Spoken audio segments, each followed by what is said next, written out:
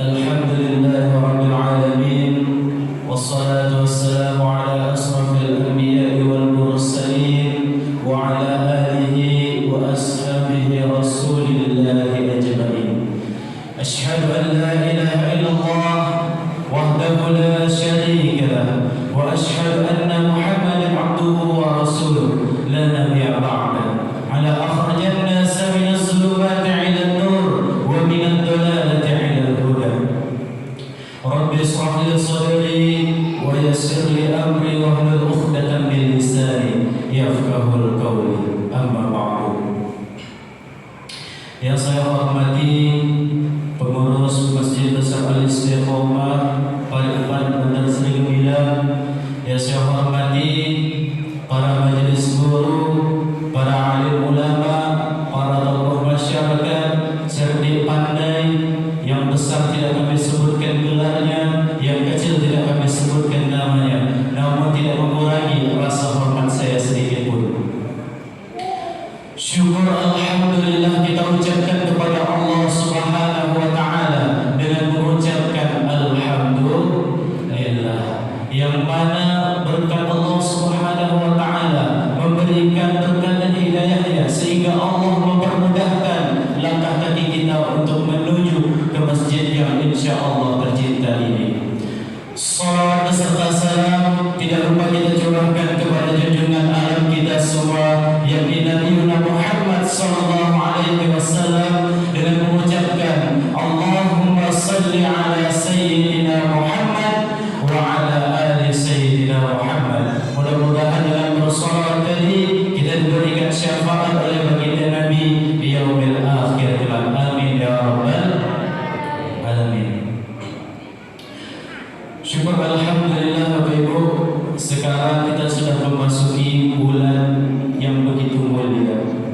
Di antara satu tahun ada 12 bulan, ada satu bulan yang begitu istimewa di hadapan Allah, yaitu bulan Ramadan. Alhamdulillah kita sekarang sudah berjumpa kembali dengan bulan Ramadan.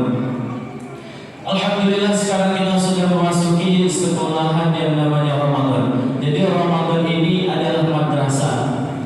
Jadi banyak kurikulum yang kita ambil pelajarannya dari sekolah madrasah yang namanya Ramadan. Apa yang dapat kita ambil pertama dari hikmahnya pada bulan Ramadan? Yang pertama itu adalah berpuasa.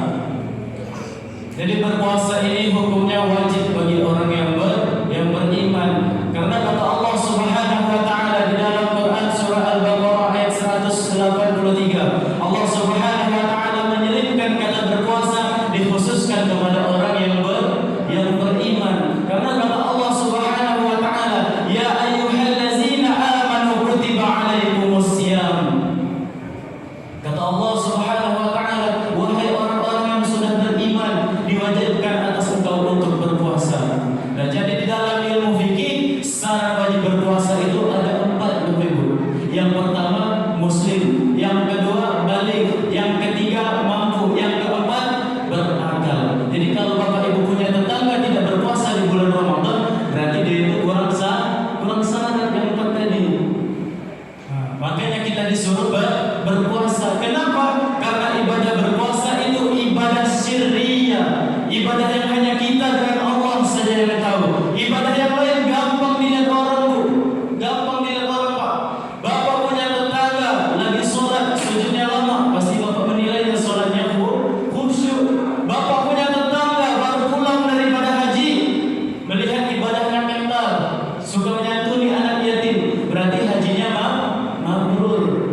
Tuh gampang dinilai orang ibadah yang lain. Sedangkan ibadah puasa nggak ada yang bisa lihat, Pak. Hanya kita dengan Allah saja yang tahu. Betul. Betul. Makanya ibadah yang gampang pura-puranya ibadah puasa. Kenapa? Ibadah yang lain nggak bisa pura-pura, Pak. Ibadah haji, mau berangkat kemana? Mau pergi haji kemana? Pura-pura sholat, mau madhab kemana? Pura-pura zakat, mau bayar pakai apa? Tetapi pura-pura puasa paling gampang. Kita sahur nih, Pak. Sahur nih. Sahur makan nasi kuning. Tengah hari jam 2 kita masuk ke dalam kamar, makan nasi goreng 2 piring. Keluar dari kamar, jalan lemas-lemesin, ngomong dengan tetangga, mulut kita lock.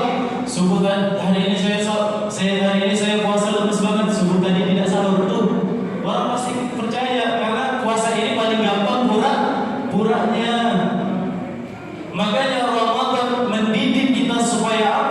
supaya kita selalu disiplin. Oh, disiplin. Disiplin apa? Makan dan minum. Oh, diatur kita Pak makan dan minumnya. Dari barang yang halal siang hari haram. Kapan halalnya? Habis maghrib. Tempe emang halal Bu, siang hari haram. Kapan halalnya? Habis maghrib.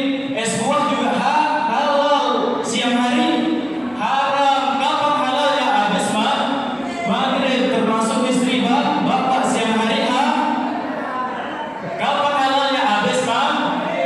Habis tarawih Pak. Habis maghrib cepat kali. Lama dikit Pak. Habis tarawih itu Masya Allah. Disiplin kita.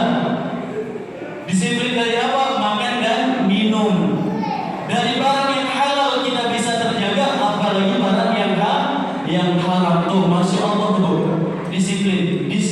Kalau kita ikut pengajian, kalau kita disiplin, insya Allah kita mendapatkan ilmu yang banyak tuh. Yang pertama disiplin. Yang kedua puasa dididik kita supaya jujur. Jujurnya di mana nih? Saya pengen bertanya nih dengan anak pemuda-pemudi Masjid Al-Istiqomah Balikpapan. Subuh tadi ada sholat zuhur gak? Siang tadi ada sholat zuhur gak? Sholat zuhur. Sebelum sholat zuhur ambil wudhu gak? Ambil. Oh, yang di depan banyak anak muda. Nah, lagi wudhu kumur-kumur gak?